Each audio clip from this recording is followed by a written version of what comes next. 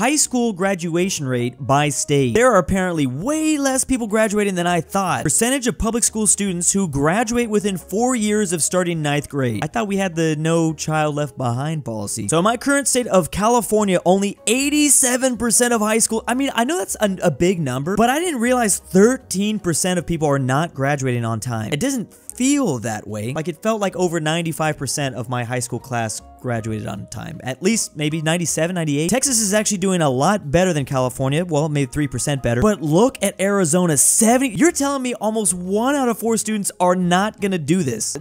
Is this real? I don't see how this is possible. The average high school graduation rate across the country is 87%. Am I reading this wrong? Within 4 years of starting 9th grade. So a lot of these kids probably still end up getting their degree, but maybe it takes them 5 years. Maybe they have to go to adult school. Look at West Virginia with the rare West Virginia dub. They're winning 91%. How are they winning? How? Look at my birth state of Alabama. They're doing relatively good compared to like Georgia and South Carolina. What are these states? And Louisiana. So the Deep South is kind of not in like agreement. Usually when it comes to these statistical maps, it kind of all regionally are grouped together. In this case, no, it's a little bit random. But what is going on in Oregon and Idaho? These are randomly low. Utah's doing great, but how do we not even have data for New Mexico and Oklahoma? Not super surprised that Alaska be struggling. Alaska be struggling in a bunch of statistics. We just kind of like overlooked that.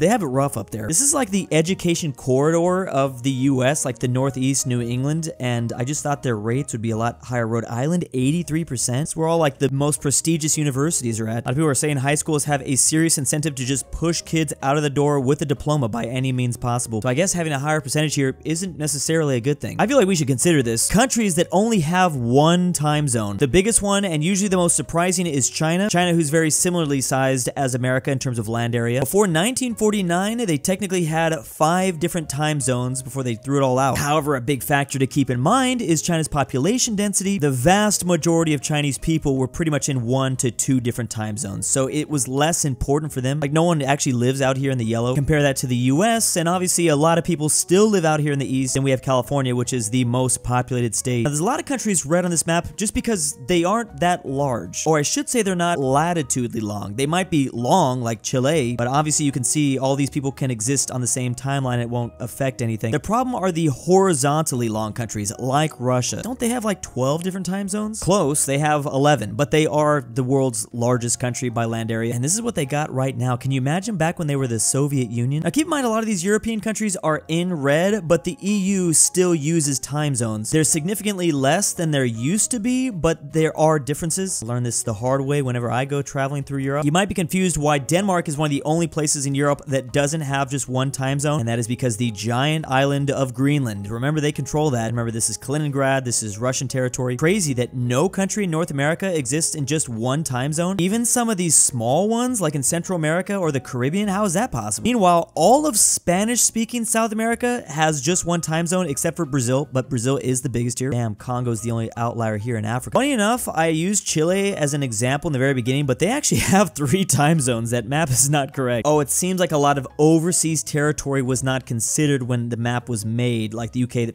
France has like 12 time zones. You could even say 13, including their Antarctica claim. The last 4 elections out of the US, Germany, and France. So this chart has the US starting off in 2016, where there was 241 Republicans, 119 Democrats. Then things shifted back blue in 2018, got a little bit more even in 2020, slightly more red in 2022, and we'll see what happens this year. Now things get a lot more complicated when we get to Germany and France. That's because they have more than just 2 parties there. There's a black and yellow coalition. Wow, their last election was 2009. Their 4th election, dang, we had it as 2016. Then there was the 2013 known as the Great Coalition. These countries usually have to form coalitions between the 2 biggest parties to get like a majority government. This is the traffic light coalition. Oh, that's funny. Green, red, yellow. Here's each color and the party it represents. Then there's France. France just recently had one of their elections. Presidential coalition here. Wow, that was a lot. That was all the Socialist Party and GS.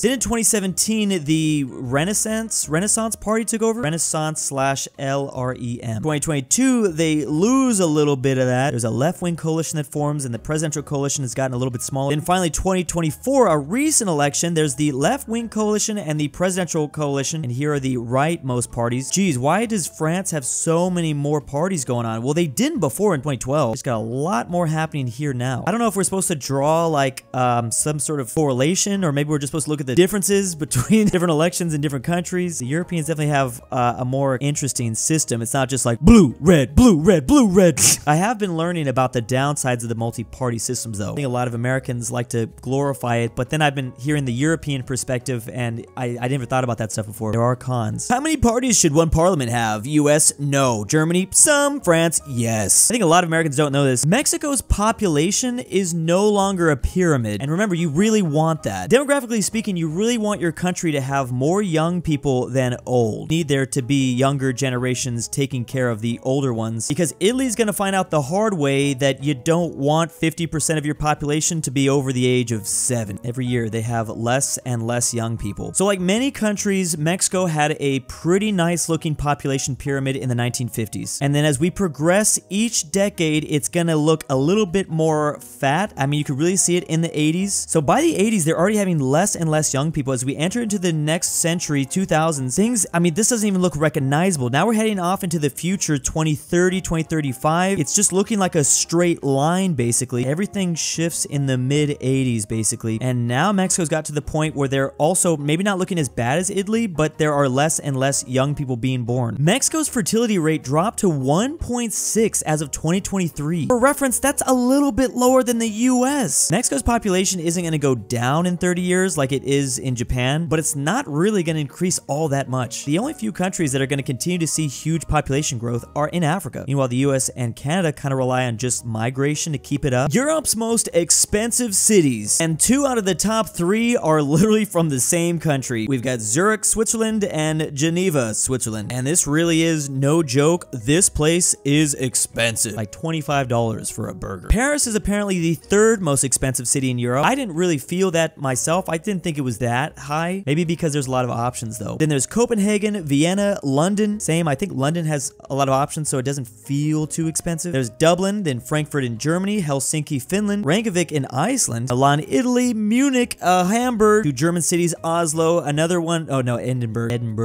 Amsterdam, Barcelona, Madrid. Now things start to get really cheap as we get to the green area, Rome, Luxembourg, surprisingly, when like on a GDP level, the Luxembourg people make a lot of money. Rotterdam, Prague, Bratislava. I liked Bratislava, and maybe this is part of the reason why. It's cheap there. Stockholm, Athens, Lisbon. Then some of the cheapest cities in all of Europe, Moscow, Bucharest, St. Petersburg, and Istanbul. I really need to visit Turkey just for this. I like this. I don't want to have to spend a lot of money when traveling. Like, maybe Speed can do that. I can't do that. I heard this is why Istanbul is so great. I do want to know how they came up with this, because there was a lot of people that are saying, like, what? There might be an interesting way they're defining expensive. Maybe the currency conversion is part of it too. Countries that IShowSpeed has visited. Now, obviously, he's from the US. He got a big old mansion. I think he lives in Florida. Now, I saw when he went to Brazil recently. I was so jealous. He went during their big carnival event, which I believe is in February, which is probably when a lot of people go to Brazil. I just didn't even think about that. And right now, he's been doing a little tour through Europe. I saw how much he now hates Norway. Bro, what the heck is wrong with Norway? I couldn't believe it. It was actually an insanely bad look for the country. And I've seen clips of him walking through Spain and France, Italy, the UK. I believe this is a little bit out of date because he did visit Romania. Saw him in Bulgaria too. Didn't someone kiss him there? Then he went and met with the Prime Minister of Albania. That's amazing. I don't know how he managed to pull that off. I think I'd just be scared. I believe he got a girl somewhere, either in Japan or South Korea. Now, North Korea is listed on this map because I guess he went to the DMZ zone, which doesn't really count, but yeah, he did visit the demilitarized area. I guess he's also visited India, the UAE, Qatar, and Saudi Arabia too. Oh, I think I saw some of those clips. Kind of surprising that he hasn't visited some of these other areas like Canada. I'm so jealous. Like, just to be a streamer and to go on world tours like that. What a dream. Meanwhile, Japanese emotocons be like, why are theirs so much better than ours? There's smile, uh-oh, seepy tired, ears, dizzy, happy and happier, ouch, and astonished, amazed, glad and dead, bored, I love it, sad, confused, crying, seriously, incredible, incredulous, I messed it up, and serious, sleepy, sad, no! This is actually like really creative. Why don't we do this? I'm gonna start doing this. The most I do is this face sometimes. Do they not have emojis? Maybe that's why they have to use this. this. Meanwhile, Flip's table. Yeah, thank you, put it back.